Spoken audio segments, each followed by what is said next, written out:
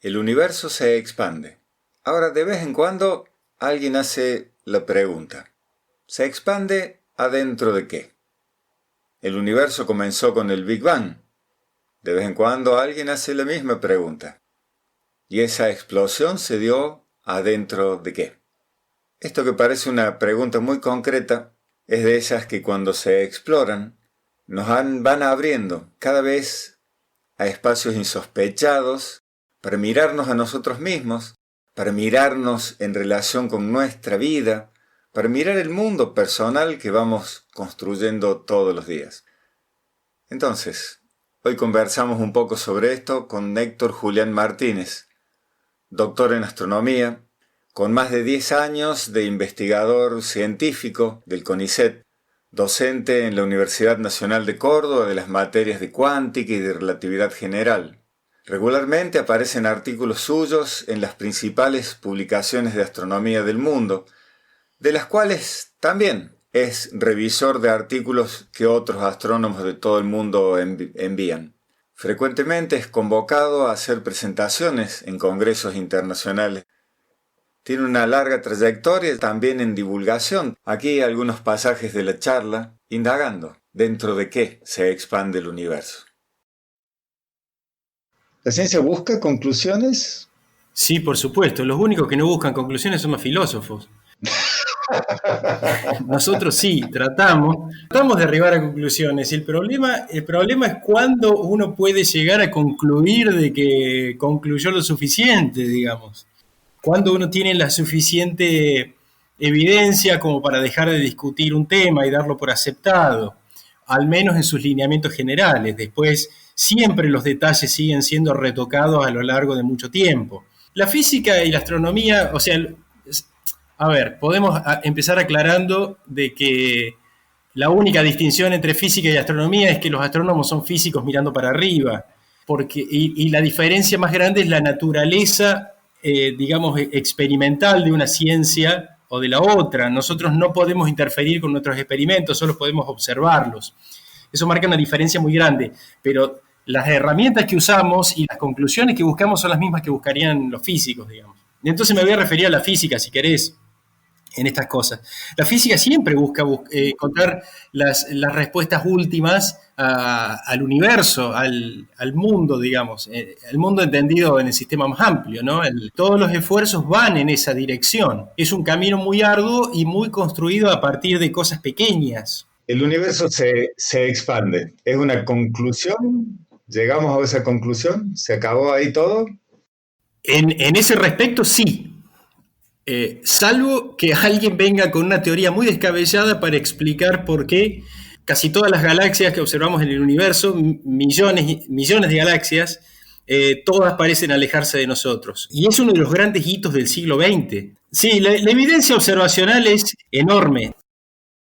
He visto por ahí que hay algunas evidencias de que la expansión del universo no sería uniforme, de que hay áreas donde se expande más rápido que en otras. Eso es técnicamente correcto. Eso es cierto, porque hay que pensarlo de esta manera. Podemos pensar en primera aproximación al universo como algo perfectamente homogéneo e isotrópico. Entonces quiere decir que no hay lugares privilegiados en el universo. Siempre pensamos de que nuestro lugar en el universo no tiene ninguna particularidad. Cuando uno considera escalas muy grandes, porque evidentemente nosotros, vos, yo, esta computadora que tengo en mi frente, el planeta Tierra, el sistema solar, nuestra propia galaxia o nuestro propio grupo de galaxias, son grandes inhomogeneidades. No es que el universo es todo perfectamente parejito y homogéneo, no. Existen estas inhomogeneidades. Si uno mira el universo en grano muy grueso, por así decirlo, cuando uno considera volúmenes del universo lo suficientemente grande, el universo acá o allá es básicamente igual. A eso se refiere, digamos, en la práctica el principio cosmológico. Entonces, si querés, en un marco general, el universo es homogéneo, isotrópico y se expande todo igual. Ahora, cuando uno mira en pequeñas escalas, en realidad existen las estructuras, y como todo este fenómeno de la expansión del universo y de las estructuras, todo obedece al mismo fenómeno físico que es la gravedad, que es la que explica ambas cosas. Entonces, cuando vos tenés concentraciones de materia en en estas estructuras, la gravedad localmente le gana a la expansión, entonces estas estructuras existen. Y si vos querés, donde tenés estas estructuras, la expansión realmente es más lenta del universo. Y cuando vos estás en grandes vacíos cosmológicos, que los existen, grandes huecos, donde en realidad son zonas subdensas del universo, en esas zonas la expansión es más rápida. En cuanto a regiones grandes me refiero, ¿no? En otras escalas, por ejemplo, en las escalas dentro de una galaxia, o acá en escalas de nosotros del sistema solar, del planeta Tierra, del tamaño de esta mesa donde yo estoy sentado ahora, evidentemente no hay expansión del universo. No solo que se ha modificado la expansión, sino que no existe.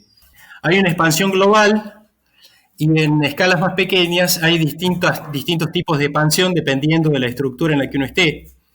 Si nuestro modelo cosmológico actual, que parece ser bastante exitoso en explicar muchas de las cosas que observamos y muchas de las estructuras que observamos, si es cierto que este modelo cosmológico tiene las componentes y en la proporción que suponemos, bien podría pasar en el futuro debido a algo que existe y que seguramente charlaremos en breve, que es la energía oscura, algo que está haciendo que el universo no solo se expanda, sino que se expanda aceleradamente. Bien podría pasar, aunque todo esto es especulación, que en un futuro escalas cada vez más pequeñas vuelvan a participar de la expansión, o sea que esta energía haga que estructuras grandes que hoy están ligadas gravitacionalmente y por lo tanto no se están expandiendo, empiecen a perder esa energía que las mantiene unidas y empiecen a disgregarse. Entonces podría pasar muy en el futuro del universo que quizás ahí sí nuestra galaxia se desmembre, nuestro sistema solar se desmembre también, y esta mesa que yo hace un rato decía que tenía un tamaño fijo, o este libro que tenía tamaño fijo, en realidad se desarme, culpa de la expansión. O sea, podría llegar a darse el caso, es todo especulación porque nadie termina de entender la naturaleza de esta energía, pero bien podría pasar de que muy en el futuro ninguna estructura en el universo sea posible, si es que realmente esta energía es lo que es más o menos como se piensa. Lo que nos lleva a otra de las preguntitas. ¿El universo se expande adentro de qué? ¿Se expande dónde? ¿Va ocupando el espacio de qué? Bien, esa es una de esas preguntas muy difíciles de responder en el sentido de dejar a la gente conforme. Uno puede responderla técnicamente y no deja conforme a nadie, así que calculo que te voy a decepcionar en esa respuesta, pero vamos a hacer el mejor intento.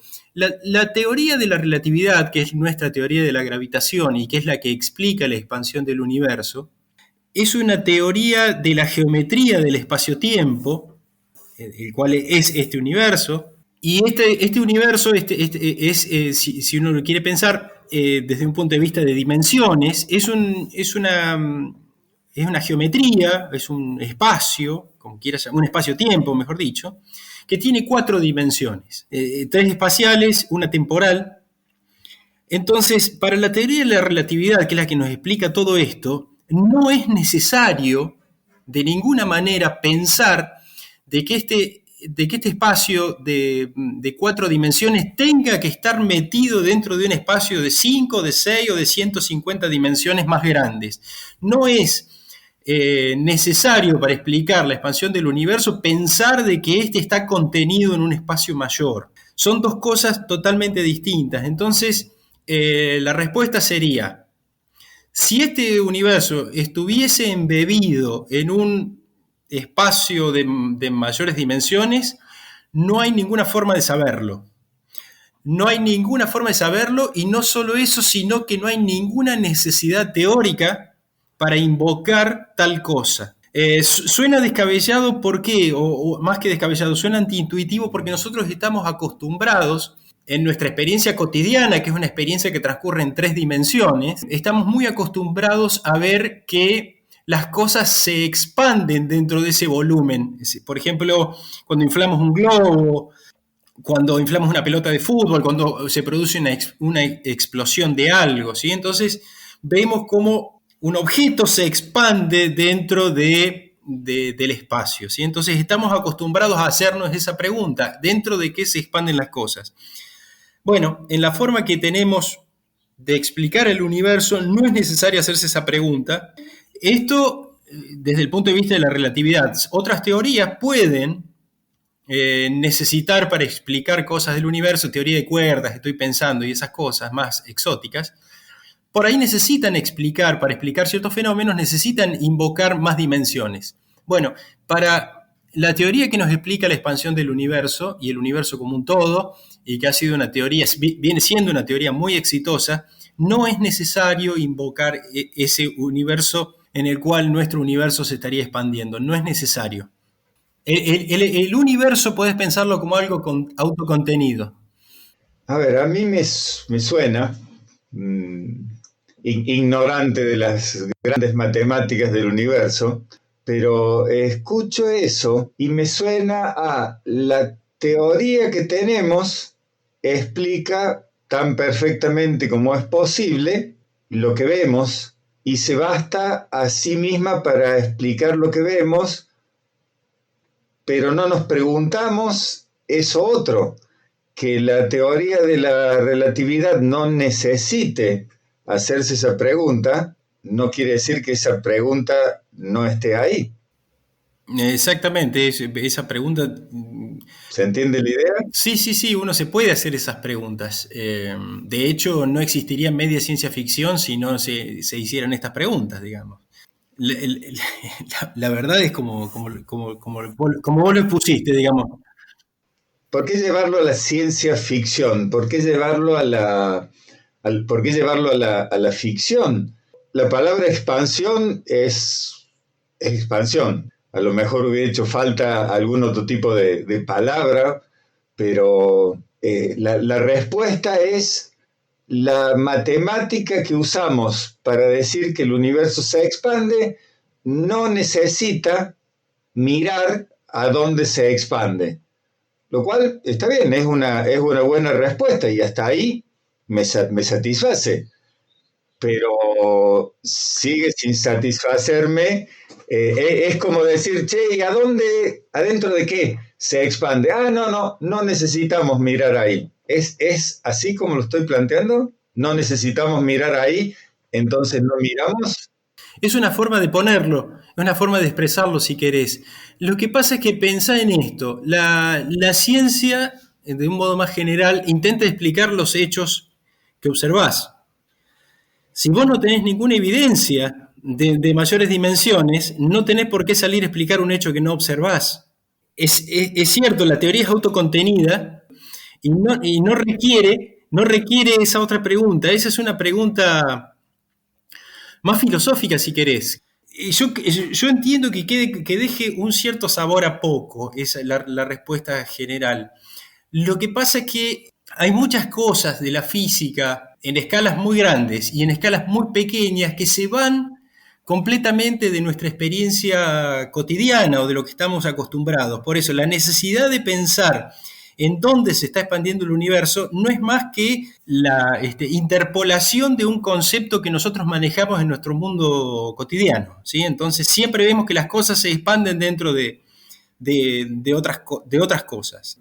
Pero es una limitación, si querés, a cómo estamos acostumbrados a percibir el mundo. O sea, nosotros estamos acostumbrados a ciertas escalas temporales, espaciales y de velocidades muy reducidas para las cuales estamos totalmente especializados. Pensá que en el fondo nosotros estamos diseñados para que no nos coma un león y para cazar antílopes. Y entonces tenemos toda nuestra estructura cerebral haciéndose ese tipo de preguntas, las que requieren escaparle a un león y cazar a un antílope. Entonces, cuando la física a través de la matemática viene con cosas que no son cotidianas, no nos van a quedar cómodas nunca. O sea, podemos citar ejemplos notables de la física cuántica también, digamos. Hay cosas que nunca en nuestro cerebro se va a quedar cómodo con las explicaciones que la física da. Bien, son muchas las preguntas o las inquietudes que surgen con esto, ¿no? Una es, cuando nos vamos a lo muy grande, la cosmología, o a lo muy pequeño, la cuántica, resulta que empezamos a usar este concepto de lo contraintuitivo, Sí. para justificar que parece que vivimos metidos en una burbujita de experiencia que no se condice con todo lo que hay por fuera de esa burbujita. Es una buena forma de expresarlo, sí. Sí, adhiero a esa idea. Estamos muy especializados para vivir en esta burbujita. Me vienen un par de ideas o de imágenes. Una, hace un momento hablabas de que vivimos en un universo de 4 dimensiones, Uh-huh. y más o menos por ese momento de la charla también decías que al principio del siglo XX incluso, es decir, ayer, no teníamos una imagen clara del universo. ¿Cuál es tu idea? A lo mejor esto, o seguramente es para neurocientíficos y psicólogos, pero pensamos en 3 dimensiones porque tenemos un pensamiento del siglo XIX todavía. Hay ustedes, cuando digo ustedes, los astrónomos, los físicos, que miran el mundo a través de la matemática, experimentan diferente el mundo. Hay dos reflexiones acá. Una, esta, si pensamos en 3 dimensiones, porque nuestro pensamiento cotidiano no ha evolucionado para alcanzar el nivel de nuestra experiencia y conocimiento del mundo. Eso es uno. Y la otra es, ustedes, los que miran el mundo y el universo a través de las matemáticas, ¿se ve distinto? ¿Se experimenta distinto? El Julián que está frente a ese computador, ese libro, que sube a la montaña, que hace karate, ¿experimenta el universo distinto del Julián que se sienta frente a las fórmulas?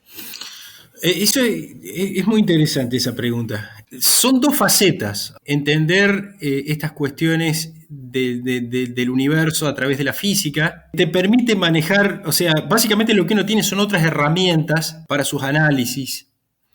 Ahora, naturalmente se ve que tiene que ser una cuestión de cableado de los seres humanos, no una cuestión de siglo, no una cuestión cultural. O sea, si es que el siglo XIX, si el XX, si el XXI. Me parece que es más fuerte, me parece que es un cableado del cerebro, el que, de vuelta, vuelvo al concepto de estar especializados para que no nos coma un león y para cazar un antílope, que lo natural nuestro son las 3 dimensiones. O sea, nosotros pensamos en términos de 3 dimensiones, y cuando uno, en lo cotidiano, en mi vida cotidiana, cuando estoy trabajando en astronomía o pensando estas cosas, también naturalmente tiendo a llevar las cosas a 3 dimensiones, porque uno siempre trata de llevar a lo intuitivo. A mí me parece que esto quizás es una pregunta que habría que hacerle a un relativista. Los físicos que están todo el día hablando de la teoría de la relatividad y trabajando sobre la teoría de la relatividad, yo sería un usuario de la teoría de la relatividad. Estoy muy alejado de ser un relativista, o sea, mi campo de investigación no es la teoría de la relatividad. A ver si ellos perciben el mundo en 4 dimensiones, pero mi sensación es de que no, que la percepción intuitiva son 3 dimensiones, pero uno desarrolla el manejo de herramientas que te permiten usar, por ejemplo, en este caso, más dimensiones, o usar cuestiones de la física, y uno desarrolla una intuición paralela de qué cosas están bien y qué cosas están mal, mediante el uso de esas herramientas, pero que no terminan de cuajar internamente, ya más en la experiencia humana, en una concepción de 4 dimensiones o algo así. O sea, uno gana intuición de qué cosas pueden estar permitidas o estar bien en este espacio-tiempo de 4 dimensiones, uno aprende qué cosas están bien y están mal, que en ese sentido uno desarrolla una serie de intuiciones nuevas, pero que no son una cosa que uno después incorpore en lo sensorial o en la percepción psicológica de las cosas, si querés, ¿sí? O sea, te haces una intuición a todo eso, pero no participan, me parece a mí, pero uno no es que participa, uno no experimenta las 4 dimensiones, uno no las experimenta en la piel, digamos. Yo creo que somos seres tridimensionales en cuanto a nuestra forma de relacionarnos con el mundo por una cuestión de cableado. Esa es mi impresión, ignorando y faltándole el respeto total a las neurociencias y todo eso, de las cuales mi desconocimiento es perfecto, digamos. Así que esta es una sensación mía nomás. ¿El universo es causal, tal como lo ve la física y la astronomía? Sí. El universo tiene toda una estructura causal. Eso se cuida mucho, eso está imprimido en el ADN de la teoría de la relatividad en particular. La causalidad en el universo está determinada por un factor notable que tiene la teoría, y es la existencia de una velocidad máxima, que es la velocidad de la luz. Al no poder las influencias, las cosas, lo que fuese, viajar, la información, viajar más rápido que la velocidad de la luz, ese hecho está impuesto en toda la teoría, en toda su formulación, de alguna manera, o sea, así arranca, entre otras cosas, la teoría. O mejor dicho, no es que arranca con ese punto. Esa es una de las primeras consecuencias que tiene, y vos te das cuenta que eso está metido en todos lados, en las cuentas de la teoría. Y ese hecho, el hecho de tener una velocidad máxima en el universo, es lo que te determina toda la estructura de causalidades en el universo, ¿sí? Entonces, no pueden... es todo negociable, si querés, en términos de distancias y de distancias temporales y de distancias espaciales, entre los acontecimientos, entre los eventos del universo. Lo que no es negociable para nadie es la velocidad de la luz, que se constituye como en el nuevo absoluto y que es el que determina, si querés, toda esa estructura causal. O sea, si no tuviésemos causalidades, no podríamos explicar nada. O sea, la física sería inválida. Si no hay causas que determinan efectos, la física no existiría.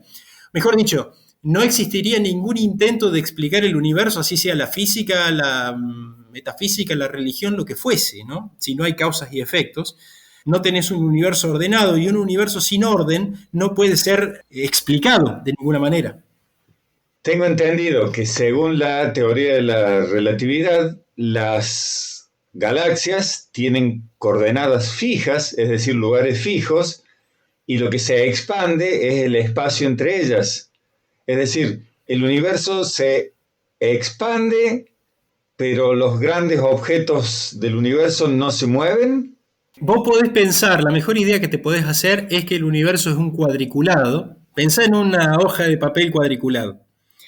Y poné en los lugares donde se intersectan las rayas verticales con las horizontales, ahí poné las galaxias, dibujate una galaxia en alguno de esos puntos. Y ponele un nombre o una coordenada, qué sé yo, la galaxia que está en el cuadrito 2, 4. Ahora imagínate que vos pudieras agrandar, multiplicar, hacer crecer el tamaño de esa hoja con el cuadriculado. ¿Qué vas a tener una situación? Vas a tener la misma galaxia que todavía va a estar parada en el cuadrito 2,4, solo que la distancia entre el cuadrito 2,4 y el cuadrito 1,3 creció. La primera galaxia sigue fija en el 2,4 y la otra galaxia sigue fija en el 1,3. Lo que creció es un factor de escala global, que fue lo que creció toda la hoja de papel. Entonces la expansión del universo, sí, hay que pensarla en esos términos. Vuelta en primera aproximación, porque las galaxias tienen sus movimientos propios también. O sea, nosotros bien sabemos que la galaxia de Andrómeda y nosotros estamos en un curso de colisión, que las nubes de Magallanes giran alrededor de nuestra galaxia, etcétera, etcétera. La expansión del universo es agarrar esa hoja cuadriculada donde vos dibujaste las galaxias en determinados cuadraditos, y por alguna forma, de hoy a mañana, esa hoja creció al doble, se expandió toda la hoja pareja en todos lados. Entonces la distancia entre los objetos creció, ¿sí? Ahora, ¿los objetos se movieron? No, respecto de ese reticulado no se han movido. Lo que creció es el reticulado como un todo. Entonces acá El concepto de velocidad, el que es complicado de usar en estos casos. Uno puede pensar de que la velocidad espacial de estas galaxias entre sí ha sido cero, ¿sí? No se han movido, pero las distancias crecieron. ¿Sí? Entonces, ¿cómo va a crecer la distancia si no se ha movido? No, creció todo el reticulado de fondo en el cual las galaxias están sentadas. ¿Sí? Esa es la idea que nos tiene que quedar de una expansión del universo. Hay que pensarlo en esos términos, digamos. Y no dedicarse a pensar que se expande adentro de nada. No, no necesitamos ni queremos saber eso. Nadie se lo pregunta. Sí se lo preguntan. El punto está, ¿para qué complicarse con explicaciones más difíciles y quedarse siempre con las explicaciones más sencillas hasta que éstas fracasen? Entonces, hasta ahora mi punto vuelve a ser el mismo, es no tenemos ningún hecho observado que requiera complicarnos más la vida para explicarlo. Entonces, siempre se opta por lo más sencillo, porque si uno empieza a sumar número de hipótesis, con infinitas hipótesis explicas cualquier cosa. Mirá, y volviendo entonces al tema del reticulado, fíjate cómo la idea del reticulado la entendemos, pero enseguida tendemos a sumarle esta otra idea. Pero yo estoy viendo que el reticulado está creciendo, pero arriba de mi mesa. O sea, se está expandiendo este reticulado dentro de mi espacio tridimensional. Bueno, lo que la teoría de la relatividad te diría es, vos estás limitado, vos sos un ser que vive en ese reticulado y para vos te es imposible acceder al espacio en el cual ese reticulado está embebido. Para todos los fines prácticos, para vos, ser bidimensional, limitado a vivir en ese reticulado, la pregunta de qué hay para arriba, para abajo, o si ese reticulado se está expandiendo dentro de otro universo, no tiene sentido. O mejor dicho, no es necesaria. Digo, acá volví a conectar con lo que pensábamos al principio. Nuestra intuición nos lleva siempre a pensar, che, pero ¿dentro de qué se está expandiendo esto? Respuesta, sos el ser bidimensional que se expande en ese reticulado y que no necesita preguntarse si ese reticulado está o no metido dentro del espacio tridimensional en este caso. La física y la matemática nos permiten mirar en mundos que no son los nuestros, llamándole mundo nuestro a nuestro mundo de experiencia, de acción, de ahí donde vivimos, sufrimos, nacemos, nos alegramos y morimos. La matemática y la física nos permiten mirar en mundos fuera del mundo en el que vivimos, podríamos ponerlo así. Sí, esa es, me parece que la mejor conclusión de todo lo que hemos hablado. Eso es, nos proveen de las herramientas para poder entender esos mundos en los cuales no estamos preparados. Sí, exactamente, esa sería eso creo que sería un buen resumen de todo lo que hemos hablado hasta acá. Me deja pensando. Yo creo que siempre de estas cosas lo más importante es quedarse pensando. Y es más, a ver, me pasa siempre que a mí me toca dar una charla para todo público. Yo siempre prefiero que la gente se vaya con más dudas de las que entró a la charla.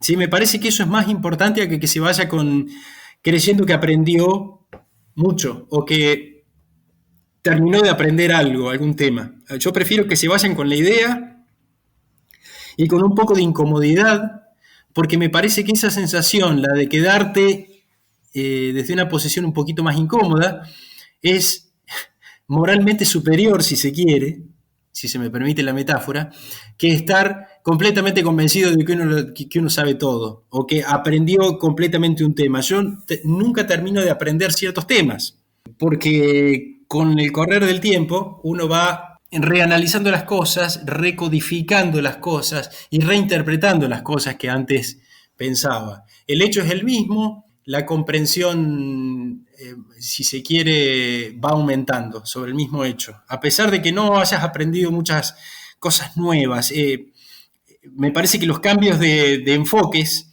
y sobre todo parados en un poquito de incomodidad son los que son buenos en este caso.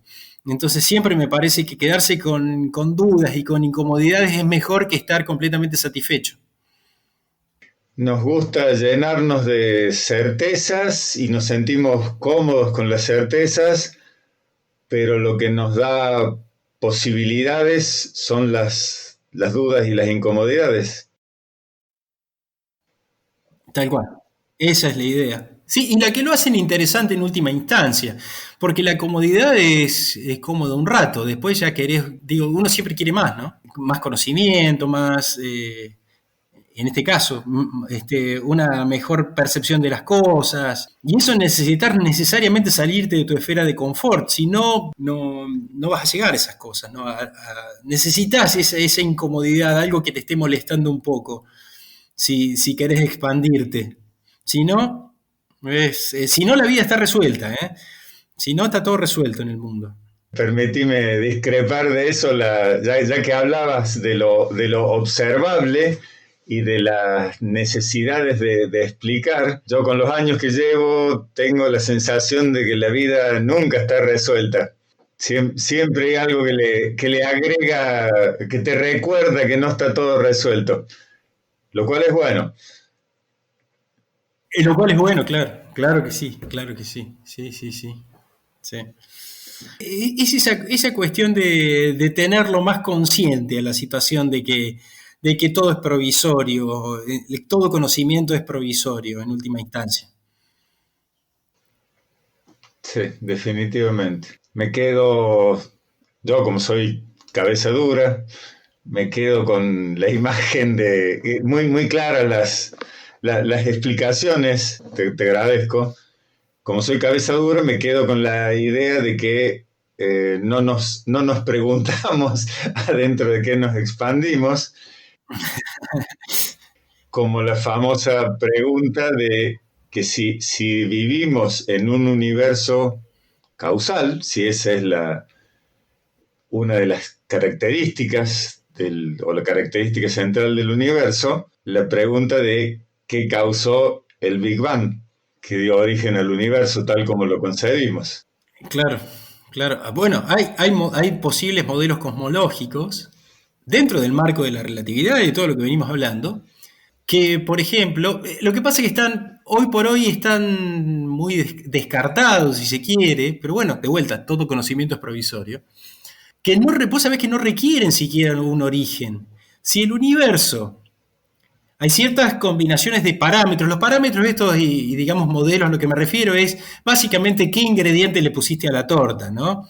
Cuánto de materia, cuánto de energía oscura, cuánto de otras cosas, y lo dejas andar al universo.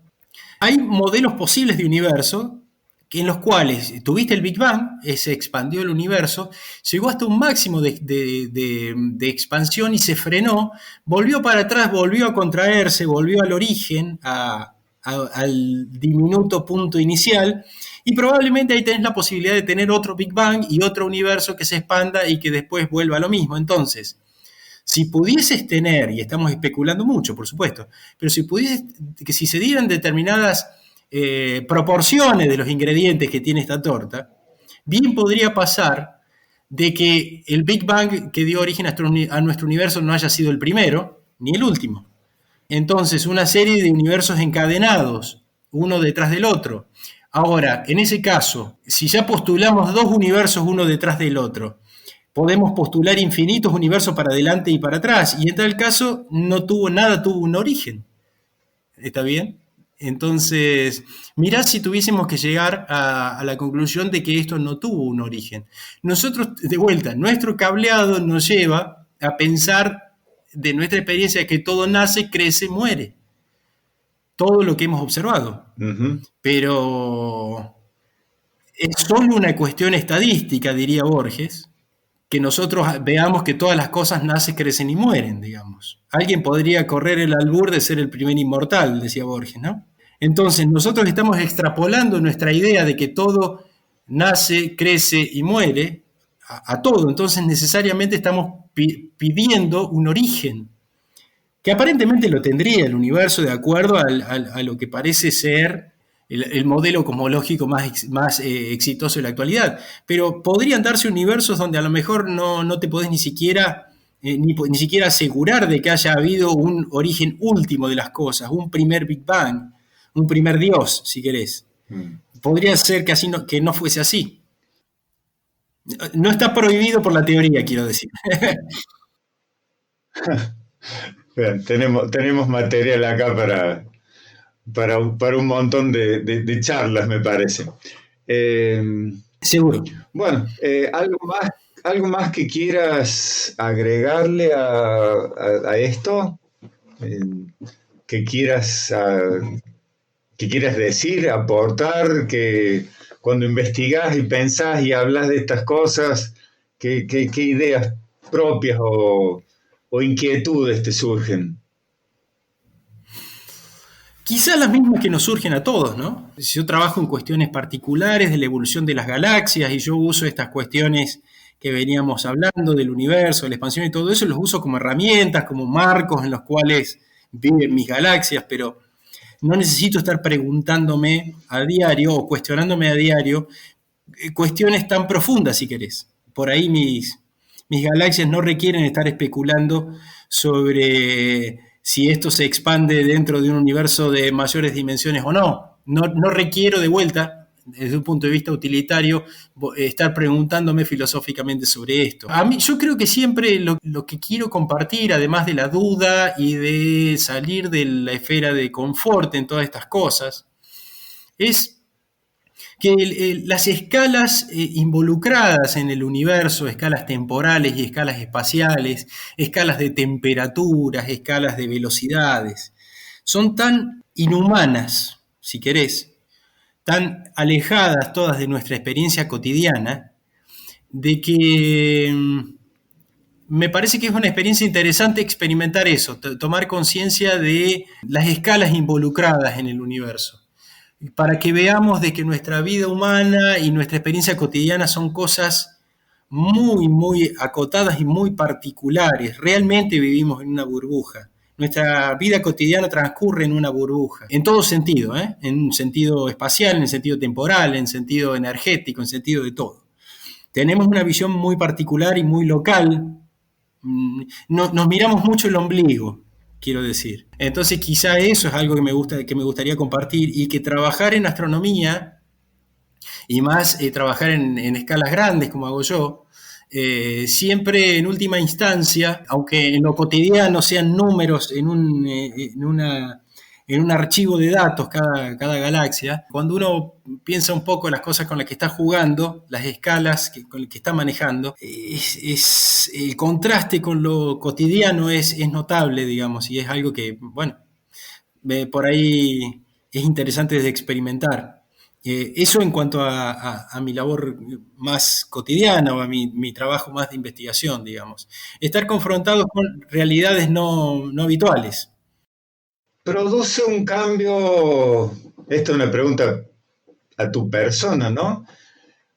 Produce un cambio de visión de tu propia vida el estar expuesto, es decir, estar considerando, pensando en escalas suprahumanas. Eh, mm, Mira, hay veces que uno, cuando uno toma más conciencia de estas cosas, siempre la sensación que te queda es que las preocupaciones humanas son una ridiculez.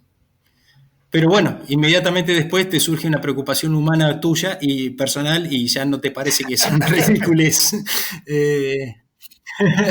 Eh, sí, pero digamos, cuando uno está, tampoco en mi trabajo cotidiano, uno no está en el trabajo cotidiano, en estas cosas, volado y ido y navegando los grandes mares del universo. No, uno está renegando con un programa que no anda bien y que no... Y está preocupado cómo va a calcular determinadas cosas y resolviendo problemas puntuales. Entonces, por ahí no es que uno está con la conciencia expandida, por así decirlo. Pero cuando sí consideras estas cosas, hay muchas cosas que nos hacemos problema los seres humanos y que le damos muchísima importancia y son pequeñeces, eso es cierto. Quizás uno puede por momentos volver a la astronomía con fines terapéuticos, digamos, para minimizar problemas o situaciones más de nuestra vida cotidiana. Pero de vuelta, la vida cotidiana siempre te llega.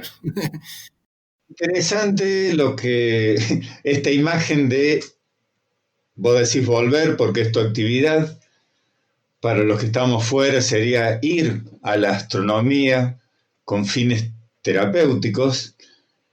Y lo que comentás me deja pensando en no solo el aspecto terapéutico en términos de resolver una disfuncionalidad o una incomodidad, sino de ir hacia estos temas en busca de lo suprahumano, en busca de la experiencia suprahumana, en búsqueda de uno que tenga una actividad diaria común, pero buscando contactarse con estos espacios y estas experiencias suprahumanas, no solo como terapia, como crecimiento personal. Sí, yo usé recién la palabra terapia también, medio pensándolo en esos términos también. Sí, me parece que hay muchas actividades y me parece que en realidad hay muchas personas que están buscando lo suprahumano siempre también, digamos. Cuando uno se corre de su conciencia cotidiana, de su actividad cotidiana, de sus preocupaciones cotidianas, cosas interesantes ocurren no solo pensando en cuestiones astronómicas, pienso en otras actividades que a nosotros, Roberto, nos interesan mucho. Cuando uno está en una clase de karate o de jiu-jitsu y está muy enfrascado y muy concentrado en lo que está haciendo, también está teniendo una experiencia o una actividad no cotidiana, no diría suprahumana, o quizás sí, en el sentido de lo cotidiano, y está experimentando otras realidades. Eso ocurre.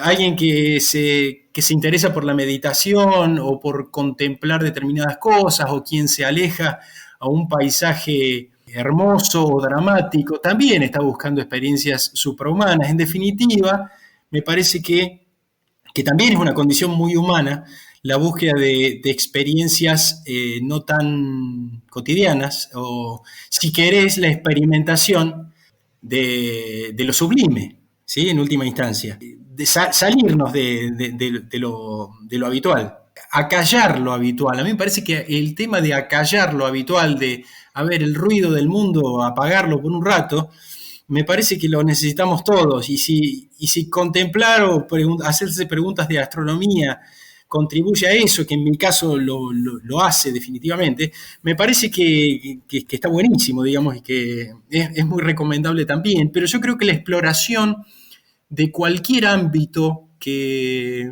nos saque de nuestra esfera de confort nos lleva a esas cosas, ¿no? Bien, vamos a quedarnos con esta imagen de los humanos como seres que vivimos, habitamos, experimentamos una burbuja, pero miramos fuera de esa burbuja y además necesitamos sacar la cabeza también de esa burbuja de vez en cuando para tomar dimensiones de nosotros mismos.